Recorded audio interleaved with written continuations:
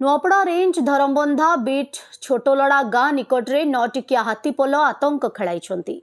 एबे आखपाख गाँ लोके आतंकित अवस्था रही।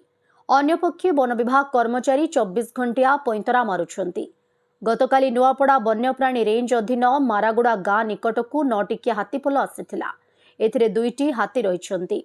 एही शावक समेत 9टी हाथीपल पतरा अपरजोंक जलसेचन प्रकल्पर उपरी भाग मारागुड़ा निकटरे दिन तमाम रहिथिला।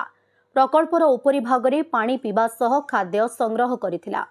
संध्या पर्यंत हाथीपल मारागुड़ा गाँ निकटरे रहिथिला। आज सकाळु धरमबंधा बीट छोटोलोडरा गाँ निकट जंगल को चली जाइथिले। सेठी दिन तमाम जंगल भितरे रहिथिले। संध्या सुधा कटिंग पानी और छोटोलोडा गाँ मध्यस्थ जंगल रे रहिछंती। आज सकाळु नुआपड़ा वन्यप्राणी विभाग कर्मचारी घटनास्थल को पहुंची हाथीपलर गतिविधि उपरे नजर रखिछंती। एबे आखपाख गाँव रे वन विभाग कर्मचारी हाथी आक्रमणरू बर्षि रहिबाकू सचेतन करुछंती। हाथींक सुरक्षा दृष्टि अंचल रे विद्युत सरबराह बंद रहिछि।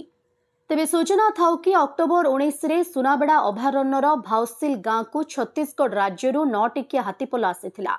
एहा देखि गाँ लोके भयभीत होइथिले। वन्यप्राणी विभाग कर्मचारी और गाँ लोके हाथीपल को घोड़ाइबारू छत्तीसगढ़ राज्य सीमांत शिवनारायणपुर झरला आम गाँ निकटरे चली जाइथिले। एही समय हाथीपल छत्तीसगढ़ राज्य सीमांत को चली जाइथिले। गतकाली हाथीपल पुणी ओडिशा राज्य सीमांत को फेरिछंती।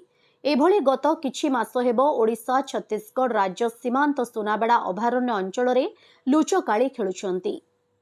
नुआपड़ा जिल्लारू जगन्नाथ सागर रिपोर्ट ओडिशा हाइलाइट समाचार।